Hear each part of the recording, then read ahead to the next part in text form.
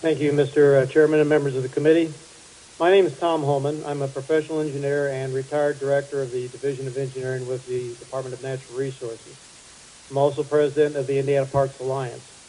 Indiana Parks Alliance is a new organization, not-for-profit organization, with a mission of supporting Indiana state parks and state-owned nature preserves through education, promotion, and fundraising. We will strive to raise funds to supplement state funding for projects and programs at these facilities without replacing state Are funding. you reading all this Yes. verbatim? Please no. Okay. If you've given it to us, please offer some points, but we have the information verbatim. You don't have to read it verbatim. I'll just say that then off the cuff that this points out the problems with DNR's budget for recent years. It's been really hit hard. One point that I do want to mention that's in here, one figure, is that in between 2008 and 2013, DNR reverted over $100 million because of the financial problems. And a lot of that came from money that was supposed to go, it was from appropriated legislative budgets that was supposed to go towards, a lot of it was supposed to go towards maintenance, others was operating budgets. And facilities are in bad shape.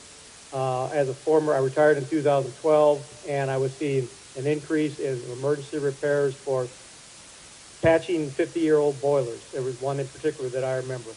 And I said, why are you patching this? They said, we don't have the money to replace it. They're having to make those kind of decisions. There definitely needs to be work on that.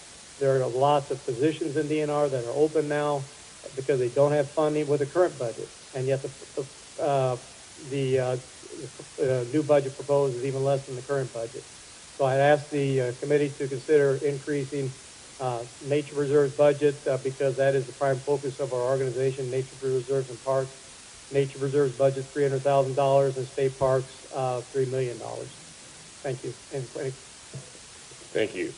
Could you, you talk about the boiler, but could you, through your organization, your outreach, give us other specific examples as far as maintenance efforts that we could concentrate on, and specific examples that I could use or the committee could use as we go through this budgeting process?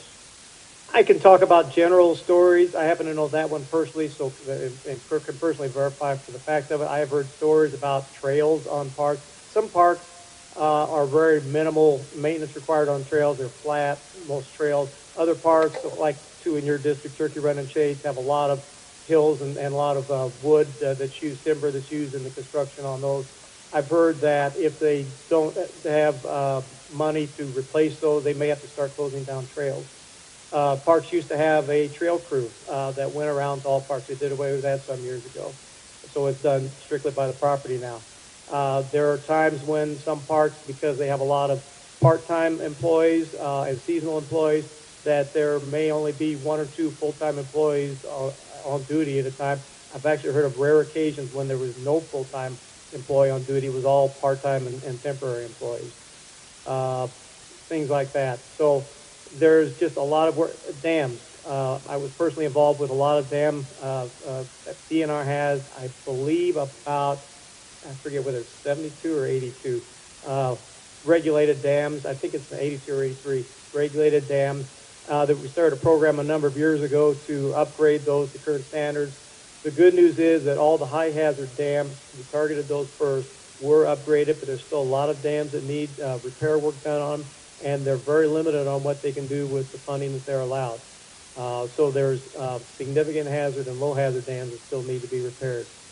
There's just a lot of examples of that throughout DNR. When we compare ourselves across the country, I guess in kind of consumer response, we're always told that we rate fairly high. Is that accurate or inaccurate? I would say that is with a qualifier. Historically, that's very definitely been true. A lot of states, as you know, across the country have had budget problems as well. Indiana's probably faring a little better. I'm active with an Association of Conservation Engineers that have some contacts around the country. Illinois, as you may not be surprised to hear, they've really gone down the tubes in recent years with maintaining their facilities. Ohio, I think, from my understanding, is starting to. So I think Indiana is probably better shape than either of those two. Michigan has also had a lot of problems. But we're going down that road now, the same road that Illinois and Ohio have gone down. starting to go down that road. Thank you. Any further? Kristen? It's time to raise user fees in state parks. I'll say a qualified yes, selectively. I don't know, there are certain things that they can do to increase revenue, and I would recommend that they look at those. That will not be a huge amount of income. I'm always reluctant to raise things like gate fees that might discourage people from using the facilities, and that's just my personal philosophy. Nothing wrong with the gate fees. I'm in favor of them as a whole. But they have to be a certain amount, and I think, or they're probably, in my view, a fairly reasonable amount right now. But certainly selectively, revenue enhancers they can look at is. Thank you. Thank you. Any further questions or comments?